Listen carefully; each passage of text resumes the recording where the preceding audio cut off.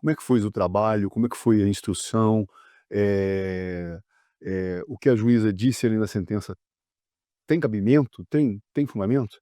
Bom, decisão judicial nós respeitamos e recorremos eventualmente em caso de discordância, né. Esse processo ele começou lá em 2023, quando o Ministério Público do Estado de São Paulo, entendeu que esse show do Léo seria incentivaria o preconceito contra alguns grupos, e ofereceu denúncia, fez uma investigação preliminar e depois ofereceu a denúncia.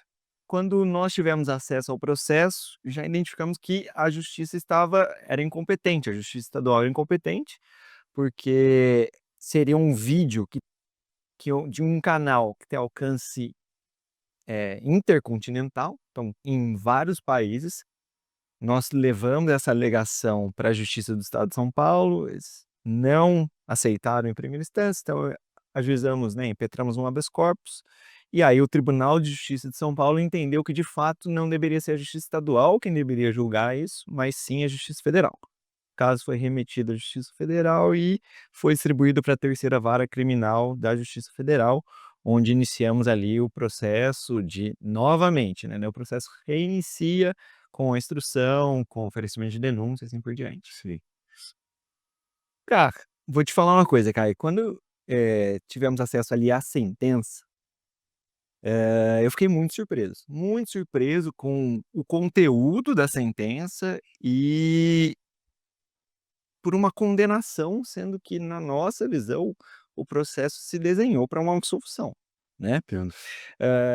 Não ficou provado, na visão da defesa, dolo ou vontade do réu, no É, caso, né, legal. do Léo Lins, injuriar ou incentivar preconceito, disseminar qualquer tipo de diminuição mesmo contra grupos ou classes sociais. Entendo. Tratava-se de tratava-se e trata de um artista num palco, com cenário, com texto, com enredo, com figurino, que realiza um show de stand-up. Ali uma apresentação onde ele conta piadas, né. Então, o que foi desenhado ao longo do processo, as testemunhas que foram ouvidas, todas falaram que não se sentiam ofendidas, nem viam naquele show, seja online, seja presencial, porque todos ali já tinham praticamente todos tinham ido já em shows presenciais do Léo também, não viam incentivo a preconceito. Era era possível e eles conseguiam fazer essa separação entre Leonardo e Léo Lins personagem.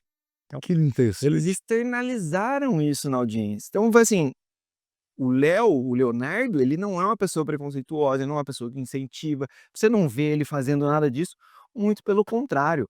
Se você frequentar, se você for a um show do Léo, você vai ver que é um dos humoristas que mais recebe pessoas cadeirantes, PCDs, com autismo e assim por diante.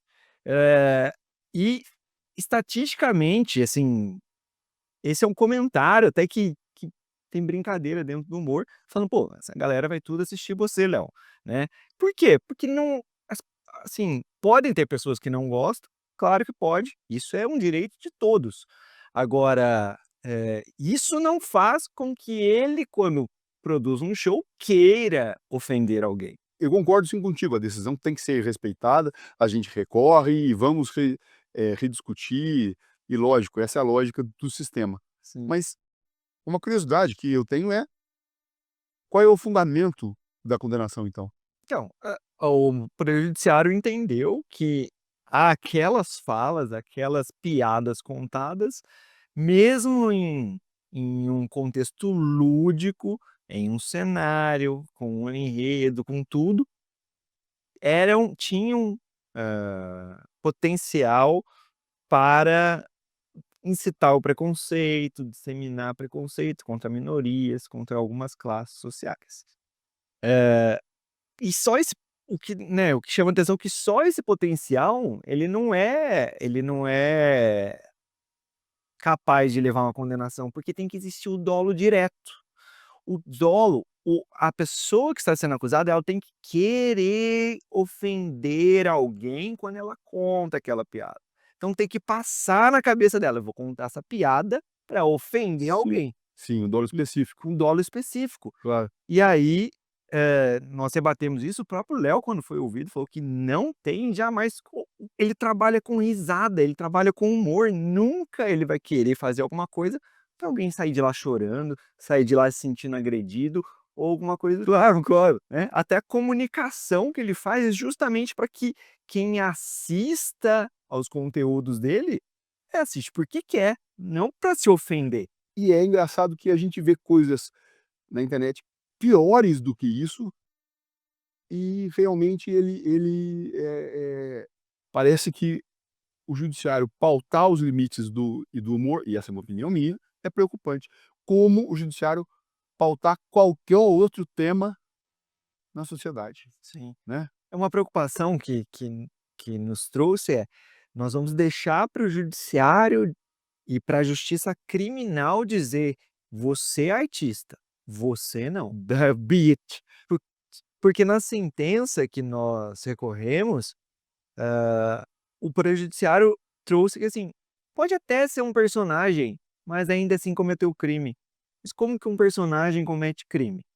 Eh, o próprio procurador de justiça, procurador da república, quando fez as alegações finais de acusação, ele diz: "Pode até ser mesmo que o Léo não quisesse ofender ninguém, mas ele assumiu o risco Pois. com o vídeo e tal". Só que a denúncia não foi por dolo eventual, foi por dolo direto, intenção de Legal, ofender. sim. Então, assim, quando você tem o procurador da república falando: "Ó, de fato, pode até não ter sido a intenção do Léo, mas ele assumiu o risco", pô, então já tá claro, até pra acusação, sim, que não houve intenção de ofender. Causas emocionais podem criar efeitos, somáticos, corporais, Sim. tá certo? Eh, e vice-versa. A visão do PNI, então, é o ser humano, é uma visão holística, uma visão, assim, geral, Sim, tudo única, digamos assim, tá. tudo E como que tudo está, assim, conectado? Como é que o PNI explica essa, assim, conexão? bom, isso é só a gente pensar que a gente tem, por exemplo, sistema imunológico, que é uma frente muito forte, a gente estuda muito isso na psiconeuroimunologia clínica. Ele está presente no seu cérebro, no seu intestino, ele está presente em todo o seu na sua pele, o sistema imune chega no seu corpo inteiro. Então como que a gente pode estudar isso de forma isolada?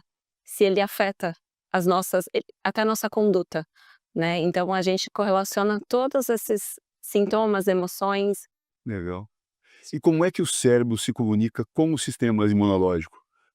Como que se dá essa conexão a neuronal com o sistema imunológico?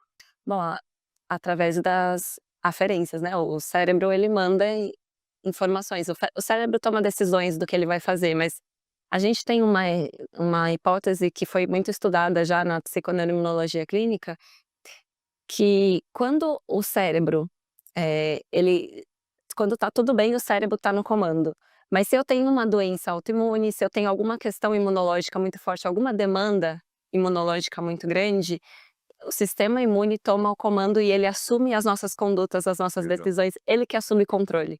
Inclusive tem um estudo do Léo Prineboom, que é o criador da psiconeuroimunologia clínica, que fala sobre isso, de como esse sistema ele pode assumir, porque tudo é uma questão de como a gente distribui energia. O Léo sempre fala: "It's all about energy". É como o nosso corpo vai manejar essa energia. Então, se eu tenho 600 ml aproximadamente, pensando numa pessoa de 70 quilos de sangue arterial circulando e todos os sistemas precisam receber nutrição, e eu tenho um sistema imune, por exemplo, uma pessoa que tem uma doença intestinal, que está ali super demandando energia o tempo inteiro. Pode faltar energia no meu cérebro e a pessoa começa a sentir fadiga, ela começa a sentir que perda de memória, o pensamento mais lento, Ok. ou pode gerar também ansiedade, Eu ia até te perguntar, assim, pensando nessas assim, patologias do nosso tempo, contemporâneas, me passou pela cabeça o estresse agudo, certo? O estresse, a ansiedade, no que o PNI pode ajudar essas pessoas? Porque essa ansiedade e estresse hoje em dia, pelo menos a literatura, os jornais mostram muito uma espécie de epidemia dessas enfermidades, né?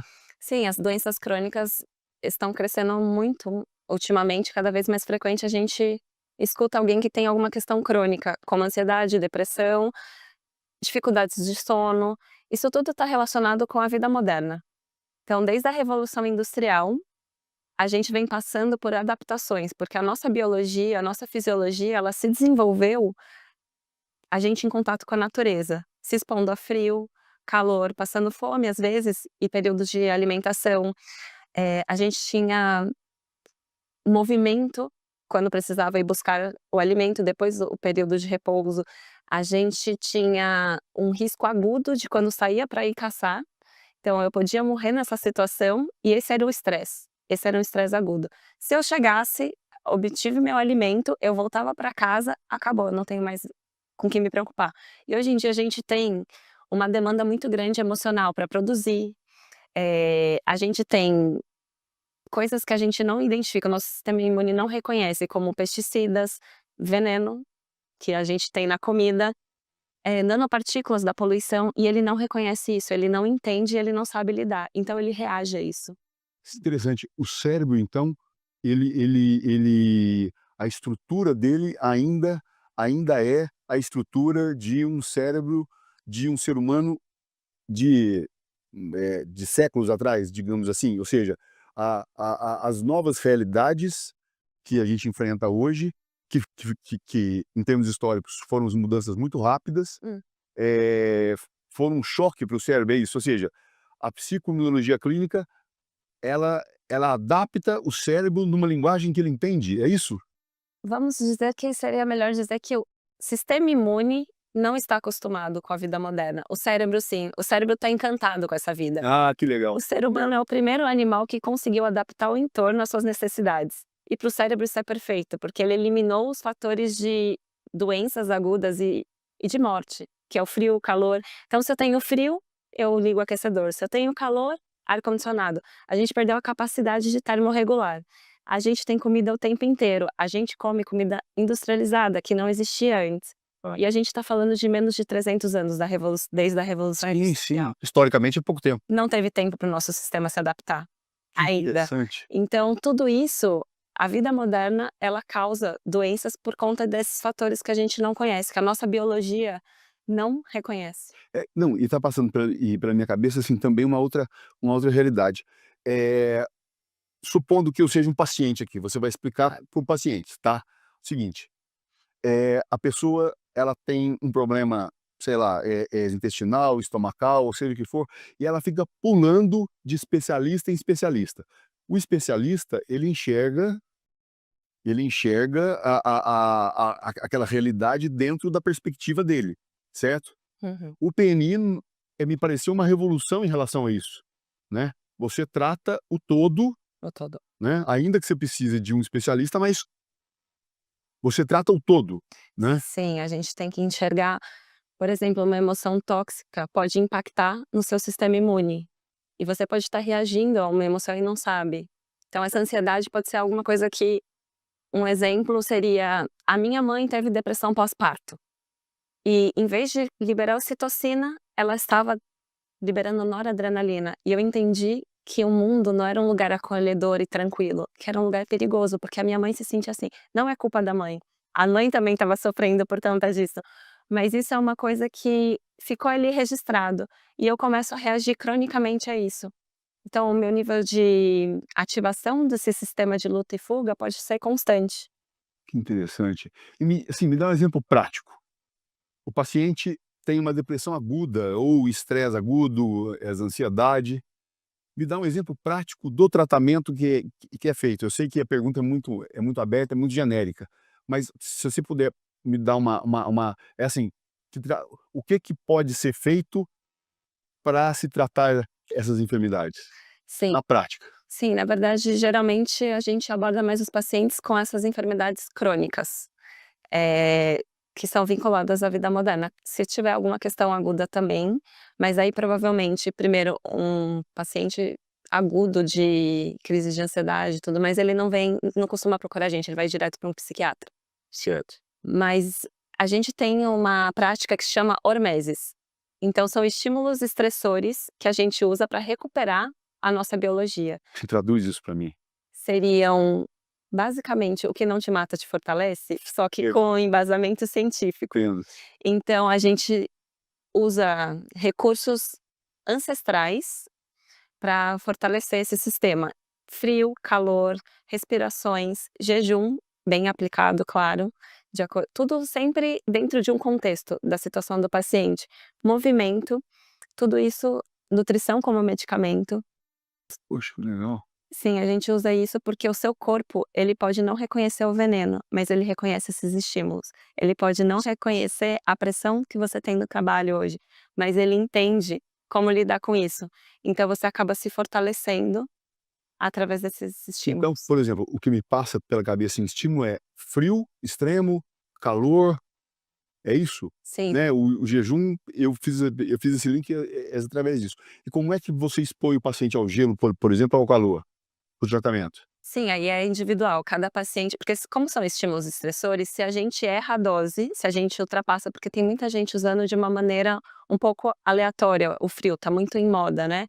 Mas não tem um contexto, não sabem por que estão aplicando. Então pega um paciente que está sem energia, que ele não consegue reagir aos estímulos de uma maneira adequada, e boto ele numa banheira cheia de gelo, e aí de repente ele tem dor poliarticular depois do banho. Então a gente vai, para esse paciente que está sem energia, que não consegue reagir adequadamente, eu vou pedir para ele tomar uma ducha fria no final do banho, pode começar com 30 segundos, 1 minuto, e vai aumentando aos poucos, e aí ele vai ficando mais resiliente a esse estímulo e vai melhorando. Sim, como é que você vê advocacias hoje em dia? Digamos assim, é um advogado novo, que está começando agora, abriu o escritório ou foi para uma empresa pequena de advocacia, porque as empresas grandes ali a coisa anda assim, conforme a música, mas o que você falaria, assim, o que um advogado hoje, que se formou hoje, que está começando, eu falaria o seguinte, acho que é mercado para todo mundo. Mas esse mercado que nós viemos, ele é um mercado que está se rareando. Cada dia a advocacia está se especializando cada dia mais. E setores diferentes da advocacia estão sendo criados. Por exemplo, um setor só de cuidando de dados, outro setor só cuidando... O advogado está se especializando. O fórum está ficando obsoleto, porque as situações estão sendo resolvidas fora. Agora eu até vi recentemente na mídia que eles estão pensando em fazer o sem precisar do judiciário. Meu Deus, estão isso, né? Então, inclusive agora, na busca e apreensão agora de carro, eles estão fazendo extrajudicial. Então, exatamente para isso, para não utilizar do judiciário, às vezes pelo devedor com manobra para não pagar, ganhar agilidade, porque isso também conta na questão dos juros do país, essa coisa de não pagar dívida, tudo isso entra nesse cômputo. Então eu acho que nós vamos ter uma mudança radical da advocacia e mesmo do judiciário rápido, sim, muito assim, rápido. Assim, hoje em dia eu vejo... O uso capião, exemplo. Não, uso capião extrajudicial, claro. Uso capião, claro. Separação com filhos menores. Mas olha, mas eu vou te dizer uma coisa, eu fiz na época eu tive aula com o Calmon de Passos, um maior gênio que eu já vi, da Bahia. Calmon, isso, baiano, era campeão. Então, ele dizia o seguinte, que o judiciário no Brasil, eles abarcava tudo, que a Constituição era uma porta que não tinha batente, que era uma coisa absurda. Então, ele contava uma história que ele foi no banco lá em Salvador para pagar uma conta e estava demorando. E na frente dele, ele descreveu a mulher, e o mais legal era ele assim, descrevendo a mulher, e falou assim, mas está demorando muito isso. Isso deve ser inconstitucional. Então ele dizia, o judiciário O professor Crucitucci, assim, também uma vez numa palestra, disse: o judiciário virou saque das telefônicas. Tudo vai para o judiciário. Tudo. Então, assim, eu concordo que eu quero colocar assim, esse movimento de desjudicialização é muito bem-vindo. Mas você acha que o judiciário assim, no Brasil é sobrecarregado, tem uma boca muito grande, ou seja, coisas que não deveriam ir para lá? Você me dá um exemplo. Esse exemplo, por exemplo, do usucapião, quanto tempo demorava uma ação de usucapião? E às vezes com tudo certo. Hoje em dia o usucapião extrajudicial, se tiver tudo certinho, é uma coisa super rápida. Tem um trâmite, você segue o trâmite, faz aquela ata notarial, segue avante. É uma coisa que demora muito menos tempo do que você fazer extrajudiciário.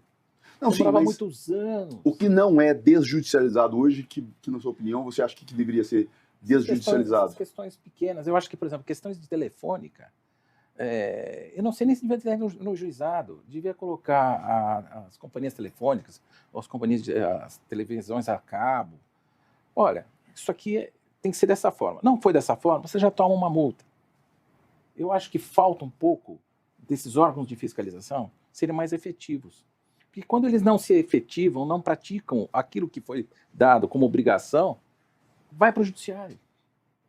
Você sabe melhor que eu essas questões ligadas à saúde. Quantas questões nós temos de plano de saúde que abarrotam o judiciário desnecessariamente? E, assim, o que você pensa sobre... Com um custo que não é repassado para a companhia, é repassado para o consumidor ao final. É uma conta que vem para o consumidor. Sim. Não, e se você pensar, veja só, hoje em dia, eu acho que eu não me recordo agora, sinceramente, o nome dele, um cientista político americano, em que ele faz a sistematização da ciência política, e um dos conceitos que ele traz é de gatekeeper. Ou seja, gatekeeper seria como algumas peneiras, lugares que selecionam, então, por exemplo, sindicatos que selecionam as demandas dos trabalhadores e levam até o Congresso, o Ministério do Trabalho, pouco importa. Você tem por exemplo, o CFM que pega dos médicos, essa coisa vai. Mesmo antes da internet, segundo ele, você já tinha uma erosão desses gatekeepers, certo? E a internet só aprofundou isso, por quê? Porque esses gargalos, digamos assim, eles perderam a função porque a internet trouxe o contato e esse direto. O Humberto Eco, ele tem um artigo num livro de ensaios dele, muito bom, o título é O Idiota da Aldeia. O que ele fala? Que lá na Itália, você tinha aquelas festas do Dia Santo, você tinha a festa de Natal, você tinha a festa da cidade, essas coisas todas, certo? Aí o que acontece? Nesses dias, você via aquele louquinho na praça. O louquinho que falava besteira, que berrava e que gritava, era o idiota da aldeia. Para Humberto Eco, a internet deu voz ao idiota da aldeia. Você não vê mais o idiota da aldeia só nas festas religiosas. Eu não estou dizendo que a internet, pelo amor de Deus, é feita só de idiotas da aldeia, não. Mas a gente vê coisas aí que são... Nós temos os idiotas da aldeia curtidos. Mas a tese do Humberto Eco é muito interessante por causa disso. Então, hoje em dia, a desjudicialização teria que passar, tecnicamente, por uma nova Constituição, uma reforma da Constituição. O próprio presidente do Supremo, Barroso, fala: eu não faço nada. As pessoas, os órgãos que têm legitimidade para ir até o Supremo procuram o judiciário, eu tenho que dar uma resposta. Eu não posso fazer o non-liquid. Então, o que você acha disso? Eu acho o seguinte: primeiro, isso nós estamos convivendo e você sabe melhor que eu. As relações jurídicas e pessoais estão ficando cada dia mais complexas. E o judiciário, tanto o judiciário como o advogado, precisam se preparar para isso. Não há tempo para um juiz se preparar com 4, 5 mil processos, para 200, 300 processos para você dar uma sentença num mês. Não tem como. É um ser humano como qualquer outro. Nós também. Claro. Se nós tivéssemos um escritório com 20 mil causas, tivessem 100 advogados trabalhando, não daria certo. Teria falha no meio do caminho. Então, essa complexidade do direito vai gerar essa especialização, tanto do juiz como do advogado. Não tem como, não temos como sair. Nós não temos mais como sair dentro dessa realidade. Então, eu acho importante tirar alguns assuntos, são triviais. Despejo por falta de pagamento. Poxa, a pessoa está devendo, vai ser intimado. Pagou ou não pagou? Eu acho que não vai ser igual aos Estados Unidos, porque nos Estados Unidos quem vai é a polícia para fazer o despejo. Sim. Não precisa do judiciário. Entendeu? Por exemplo, casamento. O casamento nos Estados Unidos é muitas vezes feito na prefeitura. Então nós criamos uma cartorização do país que é uma coisa complicada. A violência assim, doméstica hoje em dia é um dos principais casos de agressão à mulher, seja moral, intelectual ou físico? Sim. O que nós temos, Caio? Na Lei Maria da Penha, a gente tem essa previsão legal. Então, a mulher, ela pode estar nessa situação de violência doméstica coabitando, né? Quando existe a coabitação entre as pessoas. Então, as mulheres precisam estar atentas que nem sempre um homem pode ser, só o homem é autor de violência doméstica. Outra mulher pode ser autora de violência doméstica em relação à vítima. Entendo. A gente também pode ter, dentro de um relacionamento familiar, que aí não vai exigir coabitação, então um tio bater numa sobrinha. Eles não moram na mesma casa, mas nós estamos num âmbito familiar. Entendo. E também essa mulher está numa situação de violência da Lei Maria da Penha, nessa questão de violência doméstica. E também nós temos essa relação de afeto entre tanto homem e mulher, quanto homem e homem, mulher com mulher. Nós temos essa questão de um relacionamento de afeto que pode já ter acontecido ou estar em curso também. Então, essa previsão legal. E por que eu trouxe homem com homem também? Porque hoje o STF já admite que não só a mulher é vítima de violência doméstica e merece a proteção da Lei Maria da Penha. Mulheres trans também são. Interessante. E homens em relacionamentos homoafetivos também podem ser protegidos pela Lei Maria da Penha. Então, não é mais uma lei exclusiva para a vítima mulher, mas sim entendendo a questão do gênero e a questão ali social da coisa. Não. Eu gosto de exemplificar, para ficar bem claro para as pessoas. Tem a Dona Maria, ela é aquela vizinha que fica na rua olhando todo mundo passar. E aí o vizinho jogou um lixo na calçada. E o vizinho, eventualmente, elas começaram uma discussão e esse vizinho parte para cima dela.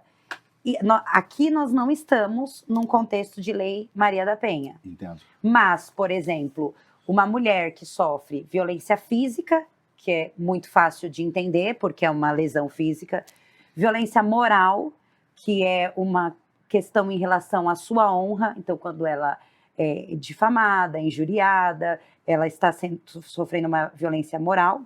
Quando ela sofre uma violência sexual, isso não quer só dizer em relação a um estupro, por exemplo, ou qualquer controle, se ela está sendo controlada em relação a métodos contraceptivos. Entendo. Isso é uma violência sexual contra a mulher. Disso. Que interessante. Por exemplo, uma mãe, para as pessoas terem a dimensão do tamanho da Lei Maria da Penha, dos casos que a gente atende, uma mãe que proíbe a filha usar um método contraceptivo, esta menina está sob o âmbito de violência doméstica. Mas você não está comprando uma briga com os evangélicos desse tamanho?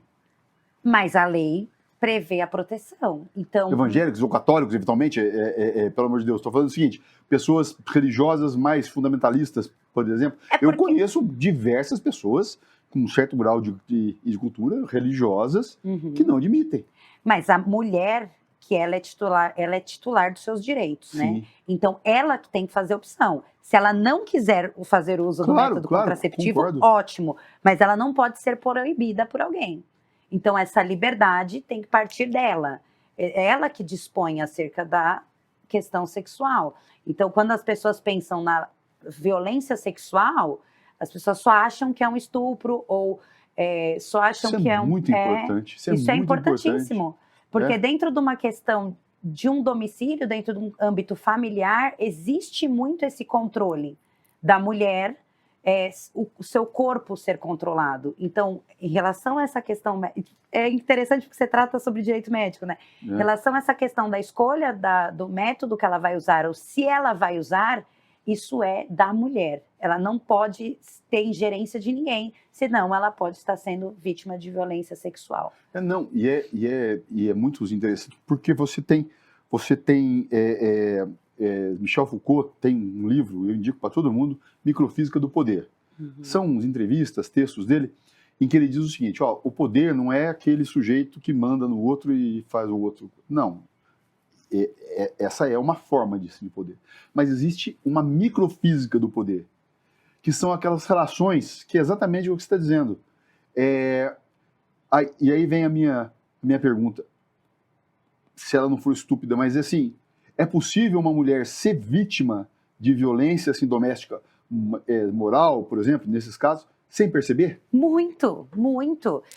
Caio. Você tem Foucault puro aí, microfísica do poder. Total. Eu vou até te convidar para você conhecer um pouco mais desses processos. Esses processos de violência doméstica, esses processos, a Lei Maria da Penha, acho que você vai analisar muito bem essa questão, porque hoje o nosso maior problema de enfrentamento de violência doméstica é realmente essa ruptura da vítima, né? A vítima, a gente fala que existe um ciclo de violência doméstica. E o pior que pode acontecer é o feminicídio. Sim. Antigamente, Caio, o feminicídio era um homicídio qualificado. Hoje, o feminicídio é um crime autônomo. Então, é o crime que, no Código Penal, apenado com a maior pena é o crime de feminicídio. Só que antes disso, antes da gente chegar num feminicídio propriamente dito ou num feminicídio tentado, o que a gente vê na nossa experiência prática? Esse ciclo de violência que vai se apresentando dentro de um relacionamento abusivo. Então, é muito discreto, é um processo. É muito discreto para a vítima se enxergar como vítima. É difícil. E fez de refém uma mulher e uma criancinha de 3 anos. E falou daquilo, só sai daqui com a minha advogada e com a imprensa. Nem precisava, que a imprensa já estava ali faz tempo, né? Mas enfim. Nem precisava claro, são os primeiros a chegar. Mas aí falou, só sai daqui quando a minha advogada chegar. E aí, imagina, Caio, de Guarulhos até eu chegar em Campinas, assim, num dia normal, é o quê? 1h30 de carro? Sim, sim. Eu fiz em 40 minutos. Mas como? Como? A Secretaria de Segurança Pública, enquanto eu estava saindo de Guarulhos, eles já estavam desobstruindo uma via. Enquanto eu estava vindo, eles já estavam abrindo o caminho para eu passar. Salvo conduto para que eu não fosse multada, porque eu estava mais de 200 por hora. E Você dirigindo? Não, meu estagiário dirigindo. Claro. E eu no telefone, conversando com o comandante, coronel, calma. O sniper já está se posicionando. Não, pelo amor de Deus, não faz isso. A situação já está controlada, ele não vai fazer mal para a mulher, sim, ele não vai fazer mal para a criança, eu já estou chegando. Gente, ninguém prepara você para isso na faculdade. Verdade. E aí, eu nervosa, porque eu estava com 2 telefones, os meus 2 telefones eu passei um outro número pro comandante, e eu estava com a polícia civil, com a polícia militar, com o GAT, e com o sequestrador, que era o meu cliente, na linha simultaneamente. E o meu estagiário, a gente voando em volta da gente, os helicópteros da polícia escoltando a gente e abrindo, parecia que eu estava num filme. Imagino. Até hoje, quando eu lembro, eu penso, eu não vivi isso. Porque foi tão surreal, foi tanta adrenalina esse dia. E eu vim acelerando, consegui chegar. E o meu cliente, ele estava comigo no telefone, ele falava, tô vendo a senhora, doutora, tô vendo a senhora. Mostra direitinho na Record, na Globo, na Band, todos os canais. Eu chegando, mostra eu descendo, olha, a advogada tá saindo do carro, não sei o quê, né, na televisão. Aí mostra eu descendo. E ele fala, tô vendo você, doutora, tô vendo você. Eu falei, calma, essa situação tá controlada, libera a menina. Aí ele entrega a criancinha, ele libera a menininha. A criancinha sai, libera. Quando ele vai liberar, e eu tô com ele aqui no telefone, eu, calma. Tinha ficado uma refém. As autoridades estavam muito nervosas. Doutora, eu falei, calma, tô chegando. E eles estavam me escoltando, então, ou seja, calma que eu tô chegando. quando eles falaram, pode sair que a sua advogada chegou, eu tava lá fora, na porta da casa, pode sair que a sua advogada chegou. Na hora que ele foi liberar a mulher, que ele já tinha liberado a criancinha, a situação totalmente controlada, na hora que ele vai liberar a mulher, põe a cabeça pra fora, o sniper, pau, ao vivo. A mulher que tava onde? O atirador de elite. A mulher estava assim, na frente dele? Ela Ele estava... estava apontando arma para ela, alguma coisa assim? Não, sim. Ele estava tá. apontando arma para ela, porque ele estava numa situação ali, fazendo as vítimas. Mas ele foi para entregar a mulher. Exatamente, ele liberou a criança, uma policial militar, uma feminina, pega a criança, resgata a criança, ou seja, ele estava liberando os reféns. No momento que ele libera a primeira criança, quando ele vai liberar a adulta, que é a mãe da criança, o sniper executa ele. Mas por quê? Eles deram alguma justificativa? Executaram. Agora, o sniper, o atirador de elite, ele cumpre ordens. Eu ia fazer essa pergunta. Tá? Então, qual o momento que o atirador de elite... Ontem eu fiz uma gravação, eu gravei com o Fukuoka essa semana, não sei se você conhece o Fukuoka, que é um dos maiores atiradores de elite da Polícia Civil do Estado de São Paulo, foi diretor do Garra, foi diretor do GOI. Eu gravei com ele semana passada e ele falou justamente isso. Qual a situação que nós, enquanto sniper, podemos atirar? Quando estiver um risco atual e iminente contra a vítima, quando houver um risco atual e iminente contra os agentes do Estado, ou quando alguém executa uma ordem. Então, você concorda comigo? Se a situação já está controlada e ele está liberando o refém, por que vai executar o ser humano? Aí vem a pergunta, da onde você acha que veio a ordem? Só para concluir, é que assim, é conjectura. Para mim, foi do governo do Estado. Porque o Dória também estava acompanhando, estava todo mundo envolvido nessa diligência. Enfim. E aí, o que acontece? Você acha que ele era arquivo? Apagaram o arquivo? Ele foi executado sumariamente. Mata logo e vamos acabar com esse circo. Basicamente isso. Eu acho que foi isso que aconteceu.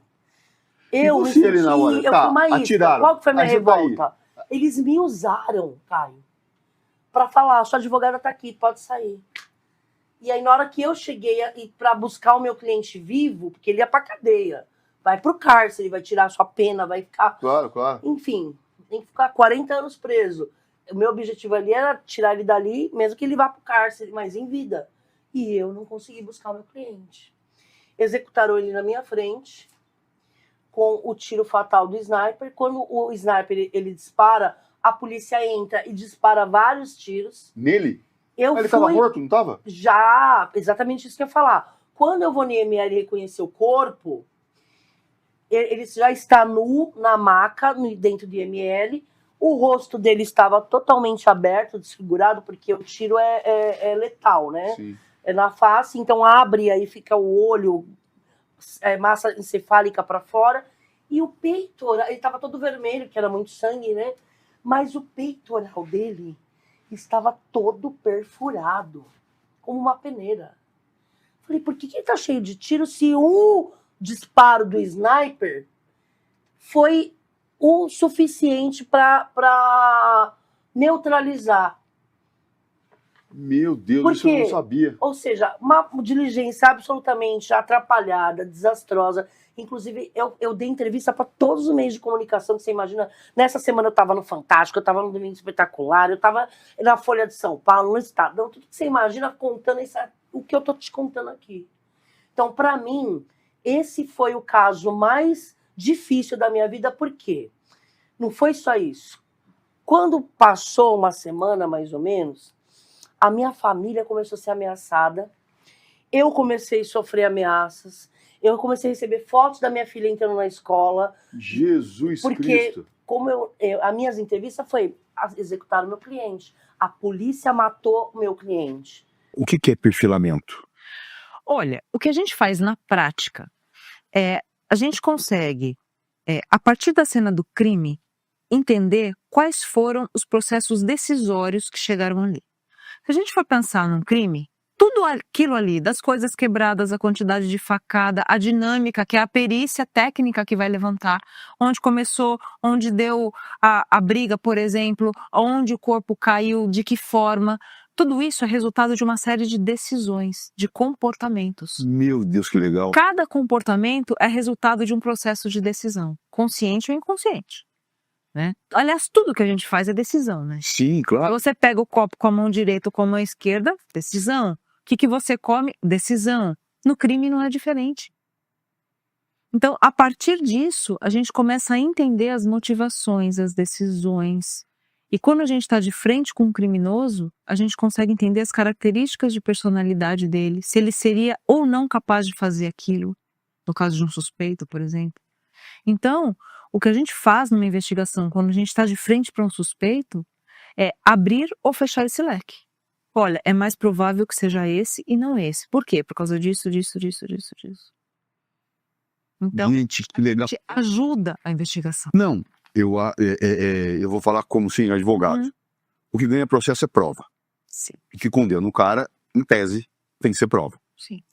E muitas vezes as pessoas acham que entre o crime e a prova é uma ponte, é uma reta. E não é. Não é. De forma nenhuma. Você concorda comigo? Uma. Eu não faço criminal de jeito nenhum, mas entre o crime, né? Ou no meu caso, né? Entre o erro médico, entre o problema hospitalar e a prova, não é uma reta. Não, e no criminal é pior ainda. É pior ainda, porque É no mais criminal, difícil ainda. eu digo o seguinte, na minha área, você vê um serpentear ali no caminho, Sim, mas você ainda consegue buscar o caminho.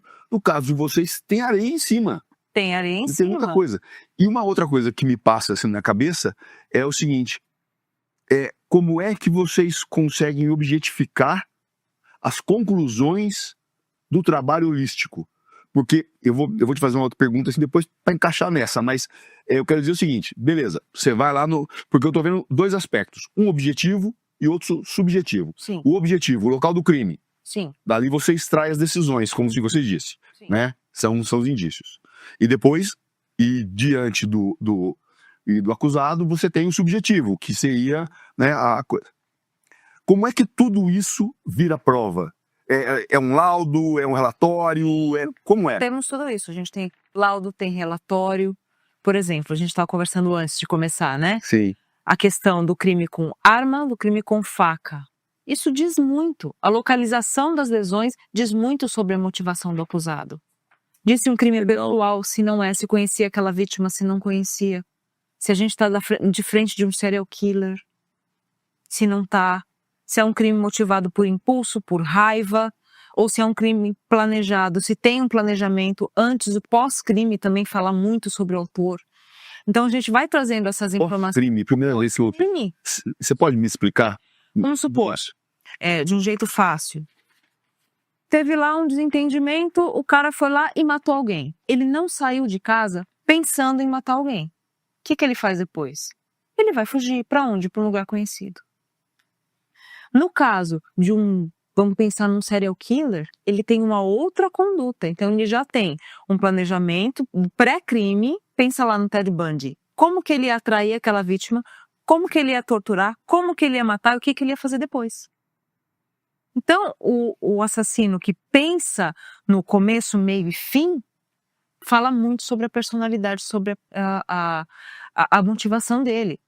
Se ele queria sumir com aquele corpo, se ele trouxe um troféu, se ele não trouxe. Se o crime tem assinatura, se não tem.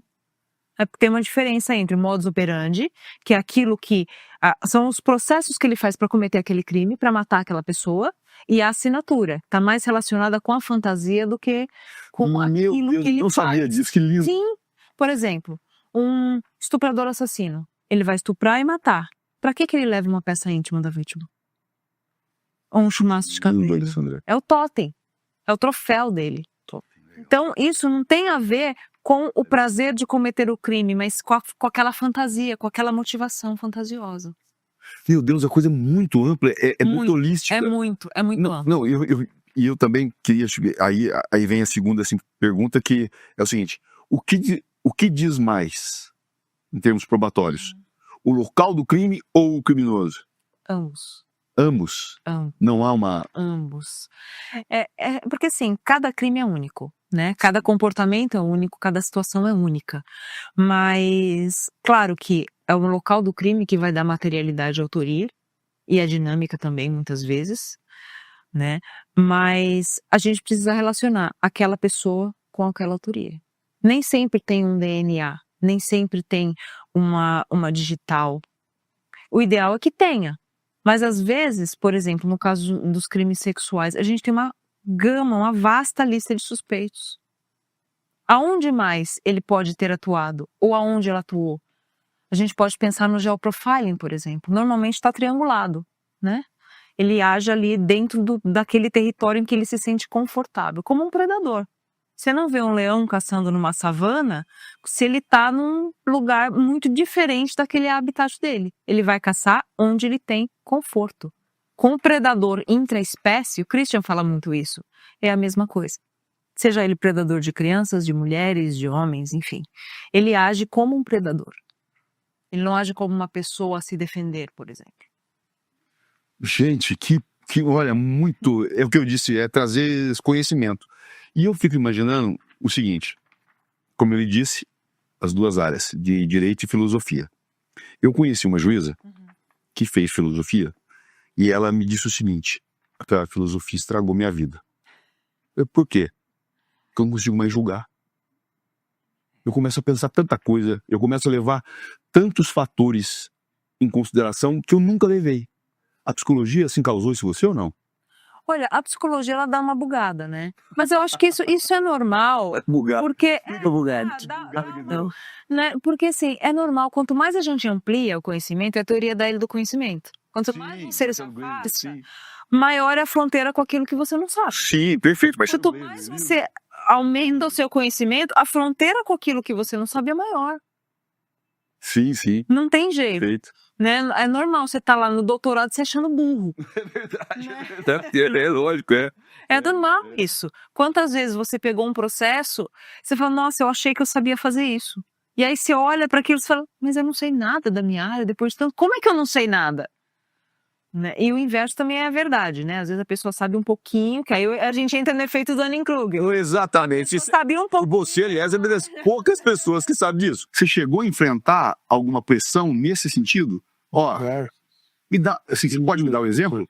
Posso te dar um exemplo. Por exemplo, quando as operações foram deflagradas na Baixada Santista, teve um policial que foi morto da rota, o policial Patrick Bastos Reis, foi morto no Guarujá, e aí no dia seguinte, antes do velório do policial começar, já estava deflagrada uma operação na Baixada Santista para dar resposta, né, na posição oficial da Secretaria para dar a pronta resposta da polícia para aquela morte praticada contra um policial militar, tendo como vítima um policial militar. A operação começou na sexta-feira, o policial morreu na quinta-noite, na sexta pela manhã começou a operação, ela permaneceu na sexta, no sábado, no domingo eu começo a receber solicitações de ativistas e de familiares de vítimas que já tinham algo em torno de 10 vítimas na Baixada Santista, no Guarujá, uma cidade que no ano a morte decorrente de intervenção policial, o maior número que teve na história foram 12.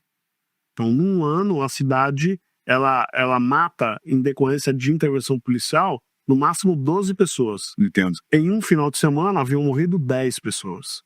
Né? E as pessoas falam, tá tendo muito vilipêndio, tá tendo muita violência, muita agressão, policiais invadindo casas, maltratando famílias inteiras, inclusive crianças e adolescentes. Então, eu procurei dialogar com essas pessoas e as pessoas me disseram o seguinte, ouvidor, a gente procura a imprensa, e a imprensa noticiando a operação todos os dias. A gente procura a imprensa se nega a dar a nossa versão. Que é o quê? Que é a denúncia de agressão, de morte praticada como execução, e assim sucessivamente. E aí eu peguei e eu me transformei na voz daquelas pessoas. E aí, eu convoquei a imprensa e eu falei, estou recebendo denúncias nesse sentido, disso. Aí a pressão foi tremenda. Pressão da bancada da bala, pressão de deputados, pressão do próprio secretário. O secretário mudou o telefone e não me deu mais telefone. Não me deu mais o número do telefone. Que isso, rapaz? Perdemos o contato. Ele, daquele momento em diante, nunca mais ele conversou comigo. Porque ele achou que eu não deveria ter atuado daquela forma. Mas as pessoas que moravam naquelas comunidades precisavam ter uma voz. E eu tenho áudios de pessoas que falam, a gente procura a imprensa não quer dar a nossa versão. Tem um áudio, as pessoas mandavam para mim. Então, a gente teve que fazer essa atuação. E muitas ligações, mensagens de outras pessoas que, cuidado, ó, veja lá onde você tá mexendo, ó. Meu Deus, ameaça. Ameaças, tão ameaçador. Eu fui o ouvidor mais ameaçado da história. Interessante, porque você agiu mais do que os outros. Eu tava descendo para a Baixada Santista numa das idas em razão da operação e eu recebi um print de uma conversa de WhatsApp de um grupo de policiais penais em que um policial penal dizia isso é uma guerra, nós não podemos recuar e nós precisamos matar todo mundo que defende bandido, inclusive esse negro maldito ouvidor da polícia. Meu Jesus amado. Você tem filhos, Cris? Eu tenho 3 filhos adultos e uma filha criança. Como é que você pensou? Porque eu falo o seguinte, eu sempre fui muito valente. O dia que nasceu meu primeiro filho, um covarde nasceu junto. Sou eu, entendeu? Não, assim, eu também amo meus filhos e minha filha... Eu imagino. Minha filha mais nova é o xodó. A mulher com o homem é uma desgraça. E a gente só sofreu com isso. Teve um momento que a pressão era muito grande, a gente teve até que sair um pouco do bairro, ficando uma semana, 2 fora do bairro. Isso impacta a vida da gente, não dá pra negar, né? E assim, por um lado, eu aprendi a lidar com medo, aprendi a lidar mais com medo estando ouvidor da polícia em razão dos perigos que eu passei. Imagino. Eu acabei aprendendo a lidar mais com medo, mas o medo a gente nunca deixa de ter. O que é abdução fetal? Ele é um crime muito raro, ele acontece há pelo menos 50 anos, então ainda é muito recente. É quando uma mulher, ela finge que está grávida, não se trata de uma gravidez psicológica de maneira nenhuma, elas sabem que não estão grávidas, então elas criam todo aquele cenário, os últimos casos elas fazem chá de bebê, então elas simulam toda aquela situação. À medida que o tempo vai passando e essa gestação avançaria, elas se aproximam de alguma moça que esteja realmente grávida. Normalmente elas fazem isso por redes sociais. Dolosamente, elas acabam atraindo essa moça e, em geral, oferecendo algum presente, um enxoval, um berço. Elas atraem essa moça para casa delas ou para algum lugar mais distante, dão um jeito dela ficar desacordada, normalmente com medicação ou um mata-leão, alguma coisa, e elas improvisam uma cesariana, elas acabam abrindo a barriga dessa grávida e tirando o bebê. Meu Deus. E vão pro hospital. Faz uma cesárea? Faz uma cesárea improvisada e chegam no hospital ali com aquele bebê. Elas chegam caminhando plenas, não tem sinal nenhum de gravidez. Dizem, olha, meu bebê tá aqui, ele acabou de nascer. Quando elas chegam no hospital, que eles veem, não, tem alguma coisa errada. Aí começam, vamos fazer os testes, vamos fazer os exames. E aí eles percebem, não, essa mulher não esteve grávida, ela não deu à luz recentemente, e aí começa a dizer, da onde veio esse bebê? E aí, concomitantemente, a família já procura a grávida, a polícia, e acaba dando cruzamento e se descobre quem, infelizmente, acabou sendo vítima desse crime. Além de se pegar a criança, não tem outro verbo para usar, a gestante, acredito que a grande maioria faleça. Sim, nós temos hoje 16 casos registrados no Brasil, uma única sobrevivente, que foi o primeiro caso que aconteceu no Brasil. De 16 casos, uma sobreviveu? Sobreviveu. Foi lá no Amazonas, foi o primeiro caso que aconteceu em Manaus, e ela sobreviveu. Ela ataca na cozinha da casa dela mesmo, ela pega o bebê, deixa a moça na cozinha de casa e sai pro hospital, e um vizinho escuta a moça na cozinha pedindo por ajuda e consegue chamar o socorro a tempo. Então ela sobrevive. Tanto que ela foi condenada por tentativa de homicídio. Então ela foi condenada só a 13 anos porque entrou como tentativa e não como homicídio. Mas eu não faço área criminal, não conheço. A minha pergunta pode ser estúpida e de uma estupidez do meu tamanho. É assim, e existe tipificado algum delito de pegar essa criança e levar como se sua fosse? Existe o dar parto alheio como próprio. Isso é tipificado. É uma pena muito curta, até porque isso vem da época em que A pessoa pegava um bebê numa localidade mais afastada, ou até de um hospital. A gente teve uma época que era mais comum que se roubasse os bebês do hospital. Agora, até pela questão da vigilância, tudo monitorado por câmeras, fica mais difícil. Então, aí tem esse instituto do dar como seu parto alheio. Mas, dessa maneira, não. Elas acabam respondendo pelo homicídio. Quando acaba acontecendo o falecimento do bebê, elas também, ou pela morte do bebê, ou por aborto, mas não é tipificado. Qual é, se é que há, quais são as qualificações sobre o homicídio? Os qualificadores. Elas entram como um motivo torpe, entram como meio cruel, pelo meio que impossibilitou a defesa da vítima, acontecendo a morte do bebê também, na questão do falecimento do bebê, mas no geral são essas. Meu Deus, então obviamente elas vão a júri, né? Falando do homicídio. E eu vou lhe fazer uma pergunta: como é que se defende um bicho desse? Complicado. Eu imagino. É muito complicado. É bem comum que o advogado comece tentando desqualificar e passar para o homicídio culposo alegando: ela não tinha o objetivo de matar, ela só queria pegar o bebê. Ela que morreu. É mais ou menos essa tese que eles tentam. Entendo. Não funciona. Então, se alguém pegar um caso desses, eu já adianto, não funciona. Vai com o doloso, vai para o tribunal do júri. Tá certo. E depois é muito comum começarem a tentar emplacar as teses psicológicas, psiquiátricas. Então, ela ouvia vozes, ela tinha alucinações, só que é um crime muito planejado.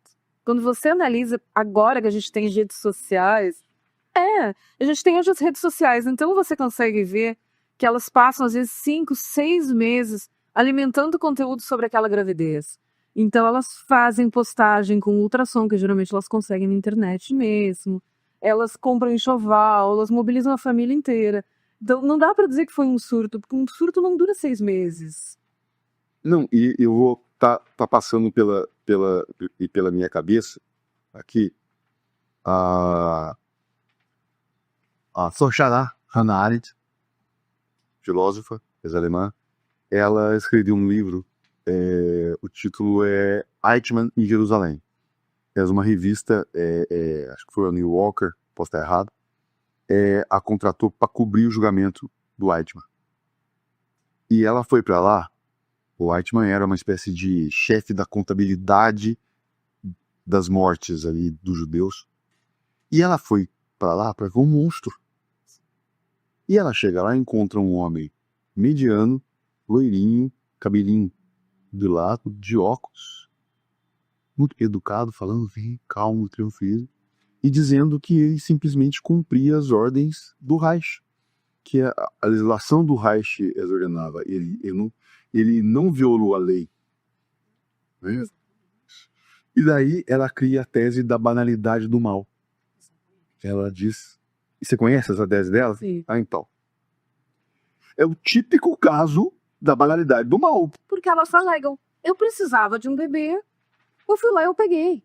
O último caso que teve esse ano, que foi, se eu não me engano, no Mato Grosso, e ela já tinha 3 filhos, 3 meninos, e ela teria feito laqueadura, e ela queria muito uma menina.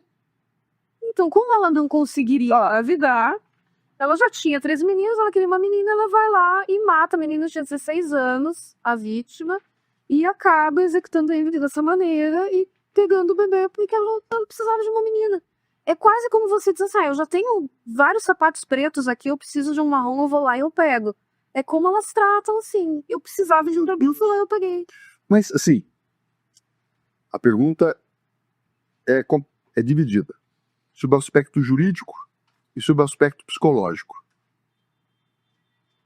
O que leva a pessoa a fazer tudo isso, inclusive a preparação do delito, e não adotar uma criança? Porque elas querem passar como se fosse delas. Mais da metade delas alega que elas precisavam do bebê para manter o relacionamento. Então elas querem que o parceiro acredite que aquele bebê é deles. E é curioso quando você faz a análise do discurso dessas mulheres, porque o que aparece é o verbo precisar. Elas não dizem, eu queria um bebê, eu sonhava em ser mãe. Eu preciso de um bebê. Você precisa de alguma coisa. Isso aparece muito. O relacionamento não ia bem, eu precisava de um bebê Mas pra segurar. mas eu vou te dizer uma coisa, eu vou dar um livro de presente, eu vou mandar pra produtora, a produtora vai lhe mandar. Você já ouviu falar de um autor chamado Theodore Dalrymple? Não. Não. Ele é Dalrymple. Theodore Dalrymple é pseudônimo, eu não me lembro o nome dele agora. Ele é filósofo e psiquiatra, salvo engano, que ele é psiquiatra, eu tenho certeza.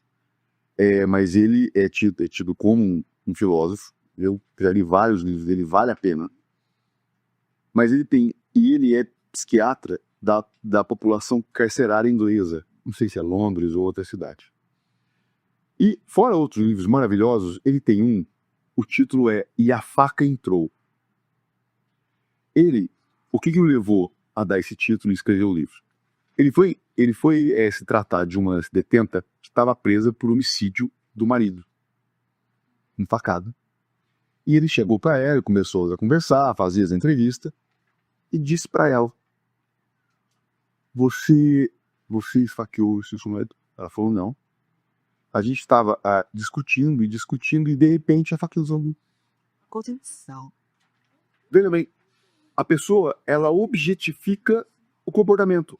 Nesse caso, é fugir da responsabilidade. Veja bem, eu vejo muita semelhança em que sentido? No momento em que a pessoa diz, eu precisava, ela está dizendo, não foi uma decisão minha, Não. foi uma necessidade da qual eu não poderia ter outro, assim, acerca da qual eu não poderia ter outro comportamento a não ser fazer o que eu fiz. Exatamente.